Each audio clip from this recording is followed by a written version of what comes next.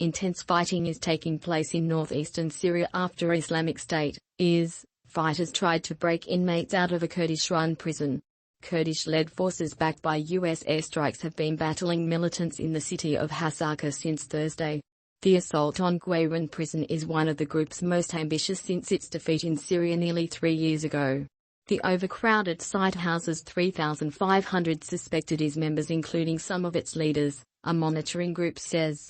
Hundreds of jihadists have been recaptured since the breakout, but some are still on the run, the Syrian Observatory for Human Rights said.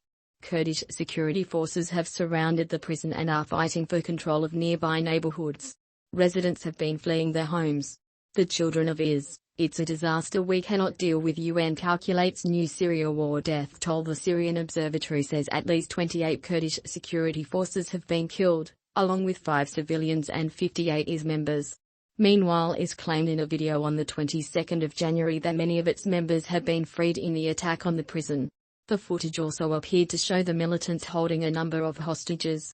2px presentational grey line. A reminder the group is still a threat. By Quentin Somerville, BBC Middle East correspondent. Islamic State group members, and their wives, have predicted for years exactly this scenario. A mass prison break in Syria. In a prison interview with British jihadists, El-Shafi El-Sheikh and Alexander Ghoti, members of the so-called Beatles, the two men fantasized about being released from jail by a rubbish truck filled with explosives. Instead, in the latest attack in northeastern Syria, IS may have used an oil tanker to breach the jail. It is not the first time IS has attempted a breakout in the region. The last was in Iraq in 2019. US air power was used to bring it to an end. That may not be an option this time, as IS has taken hostages. British and other European jihadists were held in this prison. In visits to detention camps across the region, the wives of IS fighters would say they expected to be reunited with their husbands, who they said would break free from prison. IS grew out of a Breaking the Walls campaign of prison breaks in Iraq in 2012. That campaign is a foundational touchstone for the group, seen as a turning point in its fortunes. The Hasaka prison break is unlikely to have the same effect. IS is much diminished in the region, but this latest attempt is a reminder that the group is still a threat and can carry out ambitious attacks.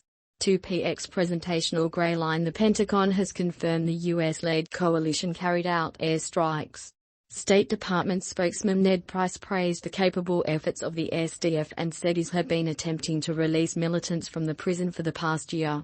Local elders told Reuters news agency that support for IS had grown in the region amid discontent among the Arab population with the Kurdish-led administration, which they accuse of discrimination.